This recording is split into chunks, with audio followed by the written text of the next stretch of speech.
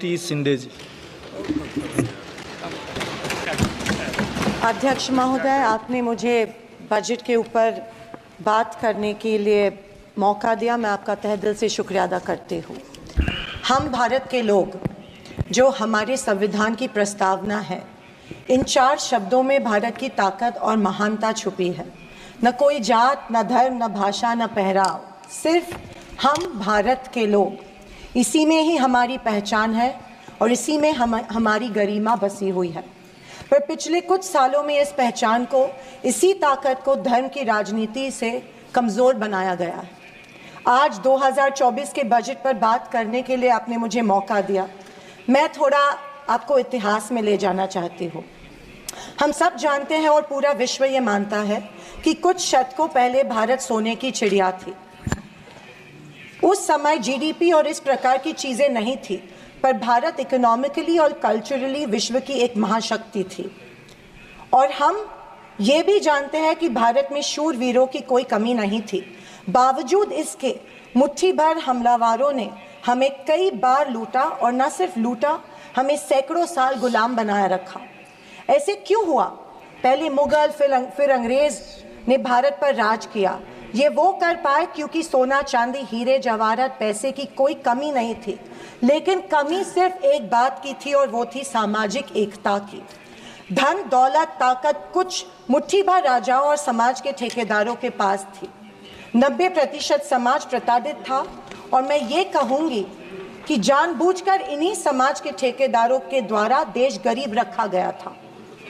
आज हमारा देश दुनिया की 5वीं लार्जेस्ट इकोनॉमी है, और मुझे ये उम्मीद ही नहीं बल्कि पूरा विश्वास है कि हम जल्द ही दुनिया की पहले नंबर की इकोनॉमी बनेंगे, क्योंकि इसके प्रगति की मजबूत नींव स्वतंत्रता के बाद के सरकार ने रखी थी।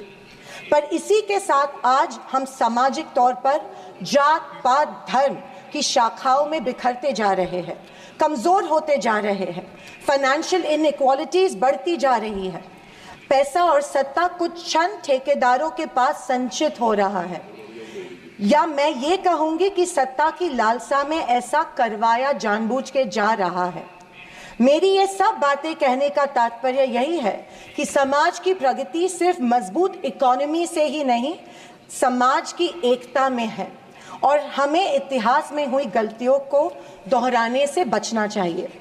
बीजेपी पिछले 1 दशक से सत्ता में है, पर इनके मुताबिक आज भी हिंदू खतरे में है। क्या ये हकीकत है, या फिर बीजेपी हिंदुओं को इस डर में रखकर अपनी राजनीति चमका रही है? आप बताएं, जो संस्कृति हजारों साल गुलामी के जंजीर में जकड़ी पड़ी है, रहने के बावजूद जिंदा है, जिंदा ही नहीं सारे विश्व में अपना डंका बजा रही है, वो खतरे में कैसे आ सकती है? पर फिर सोचने पर मुझे महसूस होता है कि बीजेपी और उनकी नीतियां की वजह से हिंदू खतरे में है। एक नदी के बहाव की तरह बहती चली आ रही हमारी हिंदू संस्कृति है। सामने आने वाले हर कट्टरता के पहाड़ों को काटते हुए, हर पत्थर के सेंध लगाते हुए वो बह रही है। उसके बहाव को ना कोई तलवार काट सकती है, ना ही कोई पहाड़ रोक सकता है। पर आज दुर्भाग्यवश उसी नदी के बहाव रोककर कट्टरता में ढालने की कोशिश की जा रही है, और मैं समझती हूँ कि यही भारतीय संस्कृति के पतन का कारण बन सकता है। अध्यक्ष महोदय, डॉक्टर बाबा साहेब अम्बेडकर ने बनाए गए संविधान के बदौलत पिछड़े और दलित वर्ग को आरक्षण के जरिए समाज में स्थान और सम्मान मिला, पर आज वह आरक्षण भी इनके नजरों में खटक रहा है। इसीलिए सभी सरकारी और निम्न सरकारी कंपनीज का प्राइवेटाइजेशन करके इनडायरेक्टली आरक्षण खत्म करने का षड्यंत्र बीजेपी कर रही है। स्पीकर सर, इनके मुताबिक गए 2014 के पहले कोई भी अच्छा काम देश में नहीं हुआ, और कुछ महानुभावों के मुताबिक देश आज़ाद ही 2014 में हुआ। खैर, आप कितनी भी कोशिश कीजिए, लेकिन इस सच्चाई को नहीं झटला सकते कि आज जो भारत चांद पर पहुंचा, उसकी नींव इसरो के रूप में पंडित नेहरू जी ने रखी थी। 2014 से बीजेपी अपने झूठे प्रोपेगेंडा से कांग्रेस की लेगेसी को मिटाने की पुरजोर कोशिश कर रही है, पर इनकी लाखों नॉन बायोलॉजिकल कोशिश के बावजूद दुनिया इस देश को नेहरू गांधी का देश ही मानेगी। ये दुनिया की किसी भी कोने में जब जाते हैं तो इनको गांधी जी के प्रतिमा के सामने ही नतमस्तक होना पड़ता है।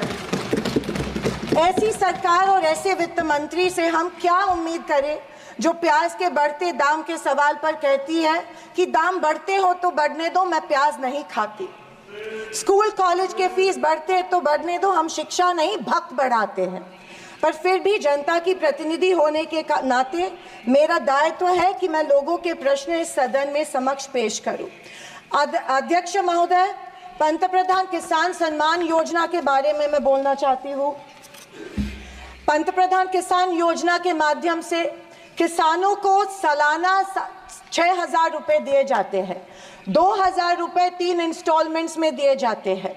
2,000 रुपए दिए जाते हैं, लेकिन 18% फर्टिलाइजर्स के सैक पे उनको जीएसटी के माध्यम से देना पड़ता है। एक किसान एक साल में कम से कम 1 लाख के फर्टिलाइजर खरीदता है, तो आप 6,000 रुपए देते हो लेकिन 18,000 उनसे लेते हो। ये किस तरह की नाइंसाफी हुई उस किसान पे?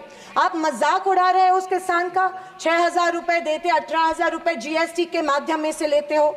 जब यूपीए की सरकार थी तब फर्टिलाइजर्स और औजारों पे से जीएसटी एग्जेम्प्ट की गई थी।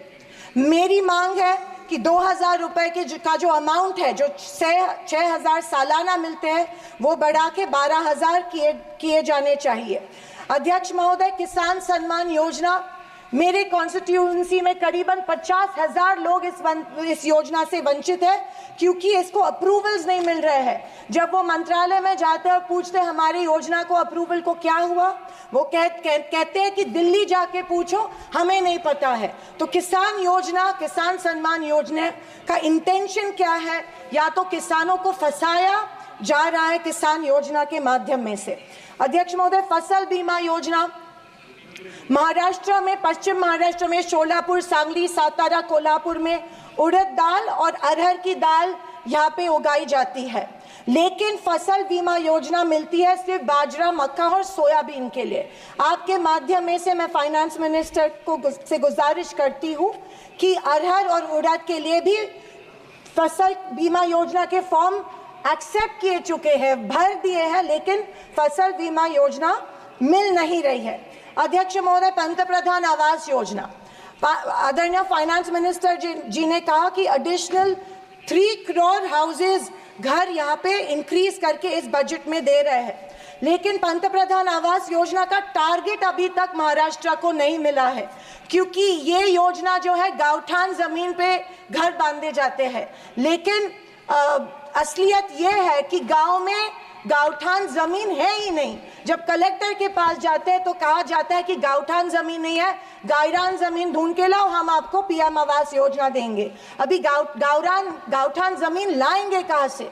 तो आपके माध्यम में से मैं फाइनेंस मिनिस्टर को रिक्वेस्ट करती हूं कि सारे कलेक्टर्स, डिस्ट्रिक्ट कलेक्टर्स को आदेश दे कि जितनी भी गावरान जमीनें हैं गाँव में, उनको गांवठान करके पंतप्रधान आवास योजना लोगों को लागू की जाए और सारे जो पेंडिंग प्रपोजल्स हैं वो एक्सेप्ट किए जाए। और मेरी आपसे ये गुजारिश है कि 1,40,000 रुपए इस योजना के लिए मिलते हैं, ये बहुत टुटपुंजी है, इसके लिए 2,50,000 दिए जाए पंतप्रधान आवास योजना के लिए। अध्यक्ष महोदय, मुद्रा लोन 2014 में प्राइम मिनिस्टर ने बड़ी एम्बिशियसली मुद्रा लोन की घोषणा की थी।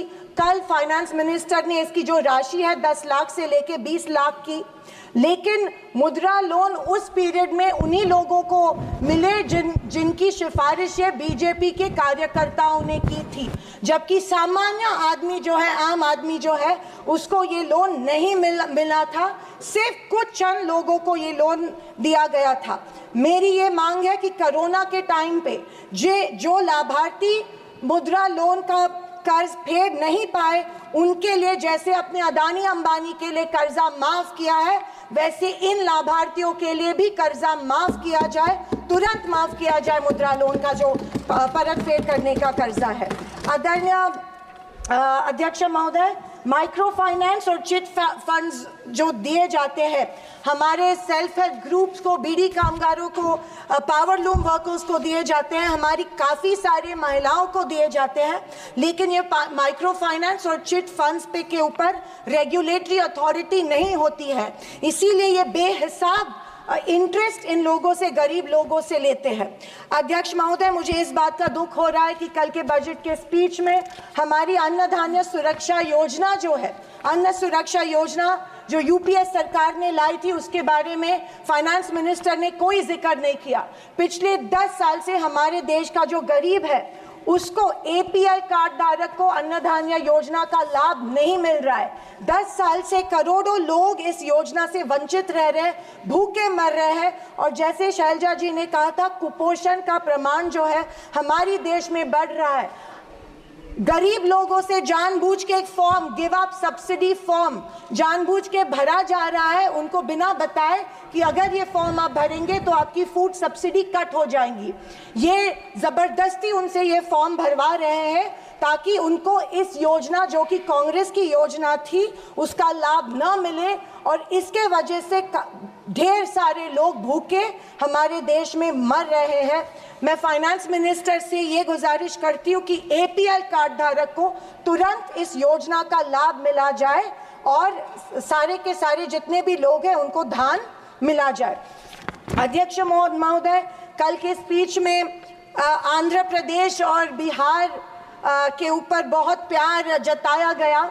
मुझे उस बात से कोई कंप्लेंट नहीं है, पर महाराष्ट्र से इतनी नफरत क्यों नहीं महाराष्ट्र की तरफ उतना ही प्यार जताया गया जो बिहार और आंध्र प्रदेश के जताया गया? क्यों? क्योंकि उनको पिछले लोकसभा में कम सीटें मिली, या शायद उनको अंदाजा आया कि आने वाले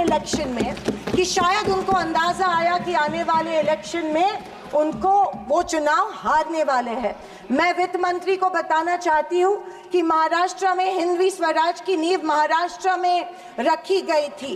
कणखर देशा, राकट देशा, दगडाचा देशा, महाराष्ट्र देशा, ये हमारे प्यारे महाराष्ट्र के बारे में कहा जाता है, लेकिन अफसोस है कि महाराष्ट्र की तरफ कोई ध्यान नहीं दिया जा रहा है, सिर्फ महाराष्ट्र का इस्तेमाल किया जाता है। अध्यक्ष महोदय, रेलवेज के बारे में बोलूं तो रेलवेज में स्लीपर कोच की संख्या जो है वो कम कर रहे हैं और फर्स्ट क्लास और सेकंड क्लास की संख्या बढ़ा रहे हैं।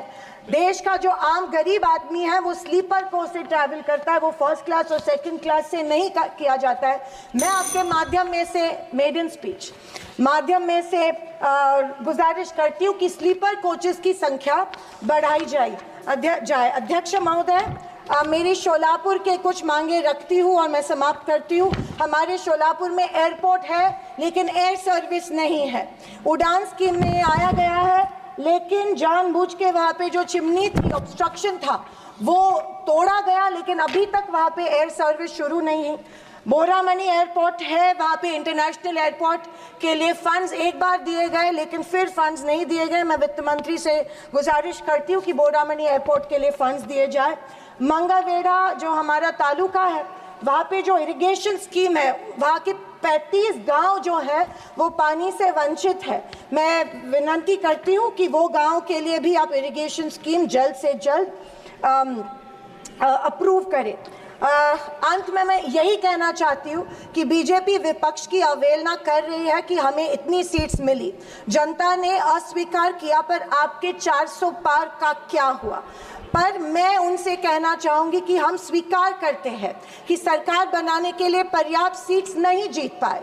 हाँ, हम हमारी बातें जनता को बेहतर तरीके से शायद नहीं समझा पाए, लेकिन ये भी कहना चाहूँगी कि हार गए तो क्या हुआ, झोला उठा के चल नहीं देंगे, यही डटे रहेंगे।